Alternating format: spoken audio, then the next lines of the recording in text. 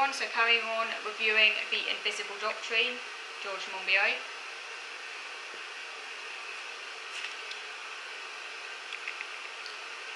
So I just was talking about about how Monbiot argues that we need to create a new restoration story to bring people together, to provide a meaningful alternative to the neoliberal discourse, a politics of belonging. We need to restore social meaning to terms that have been captured and co-opted by the very forces against whom they were originally aimed. Terms such as liberty, taking back control, elite power.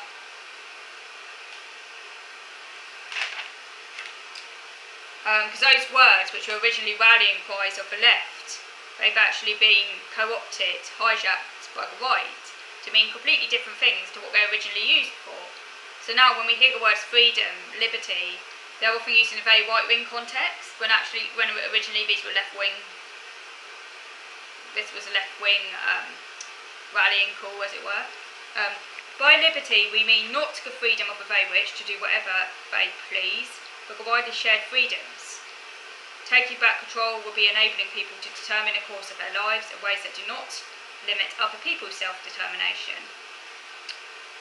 Obviously, freedom never exists in a vacuum. It always comes with responsibilities, because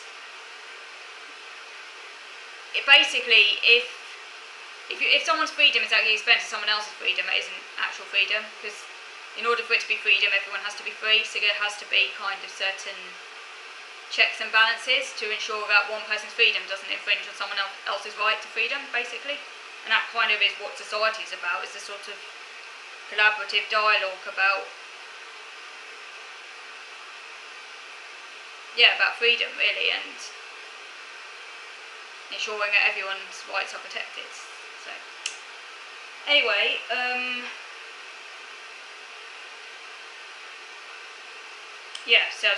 that's the thing. If someone's freedom interferes with someone else's freedom, then that's not freedom. So the rich wanting to acquire ever more wealth in the name of so-called freedom, well, that's at the expense of other people's freedom. That's not freedom.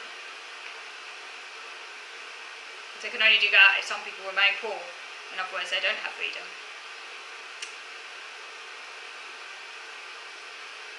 One of the strongest aspects of modern political life is the acceptance of behaviours we wouldn't tolerate in any other context.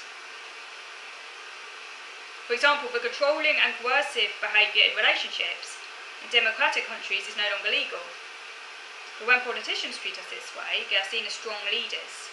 And I was thinking, when I read that, I was thinking of Department of Work and Pensions.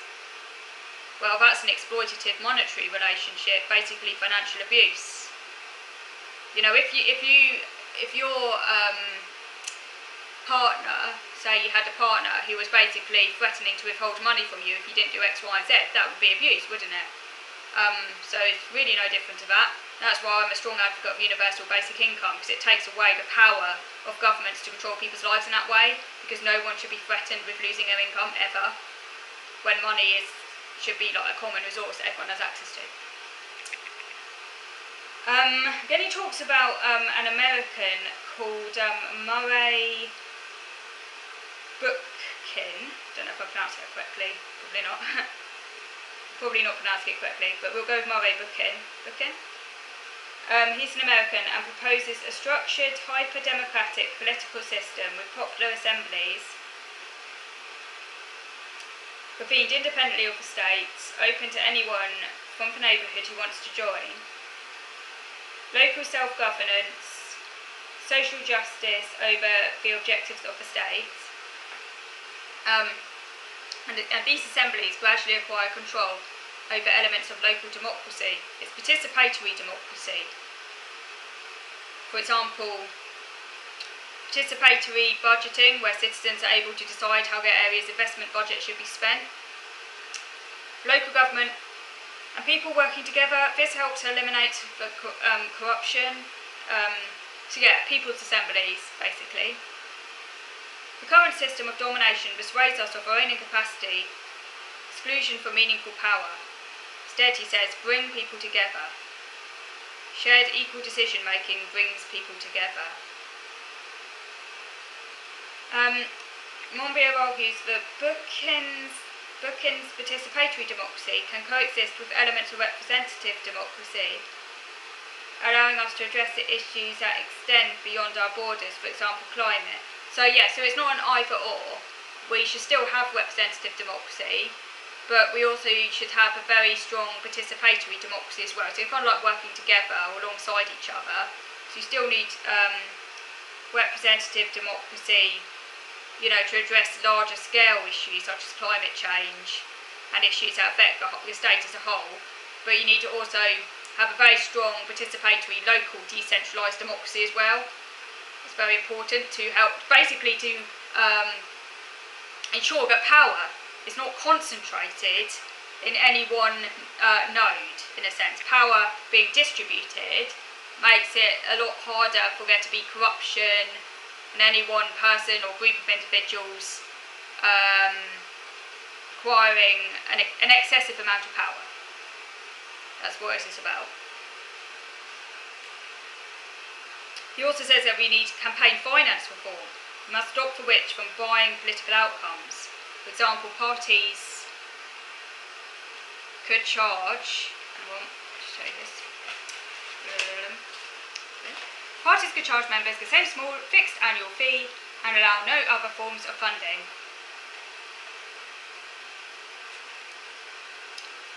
By dispersing and distributing decision making, participatory democracy prevents the development of dominant nodes, as I've just mentioned, institutions, or people with excessive power. He says we should all aspire to public luxury, because private luxury can't be possible for everyone, as there's not enough space or ecological capacity for everyone to live as the rich do. There's not enough space for everyone to enjoy private luxury, but there is enough to provide everyone with public parks, hospitals, beaches, libraries, public transport, etc., what he calls public luxury. So we should each have our own small domains, private, what he calls private sufficiency. That's very important.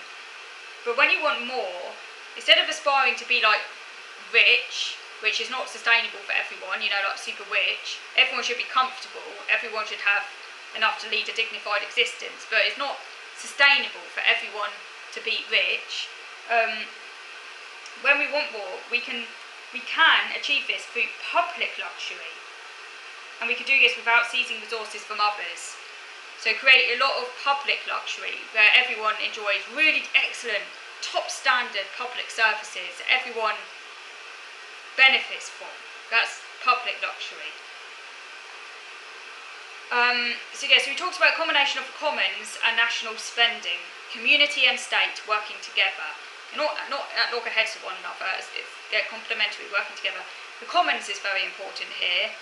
Commons are not market and it's not state. So the commons is not market, it's not state, it's not capitalism, and it's not communism.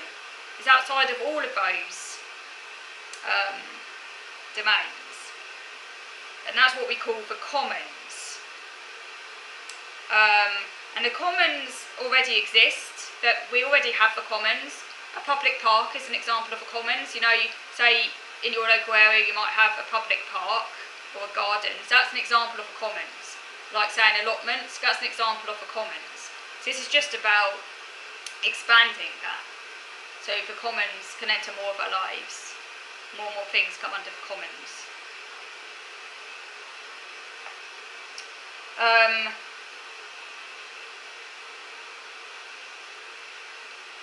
This enables us to enjoy freedoms without repressing others, without bureaucratic control.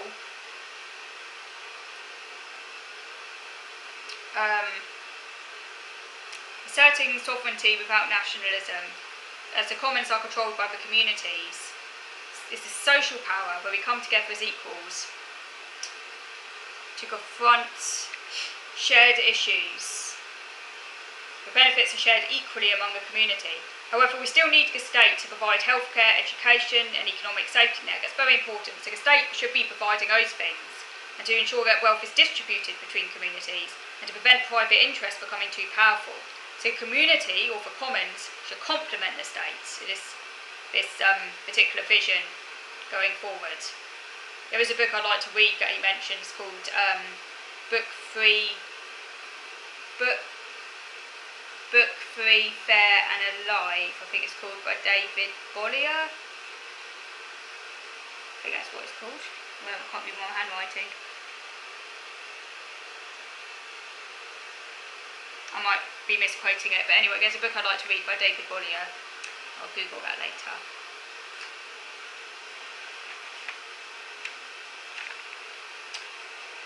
Yeah, he actually also mentions a Belgian philosopher called Ingrid I can't pronounce the name, Robians, who coined a term called libertarianism.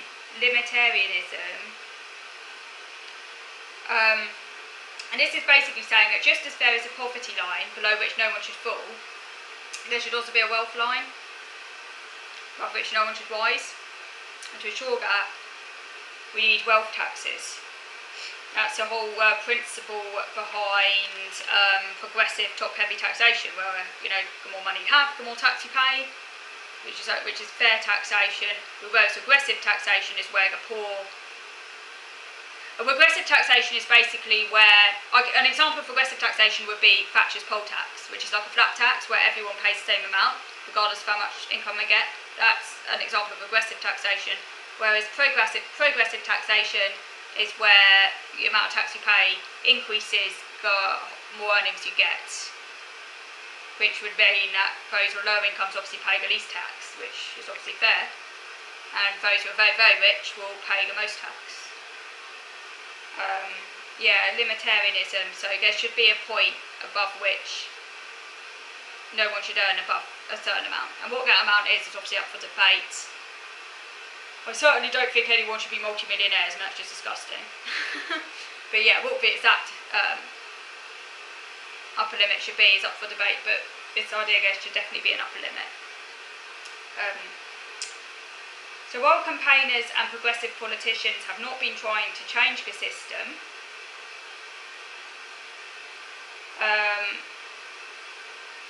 instead they favour incrementalism on specific issues,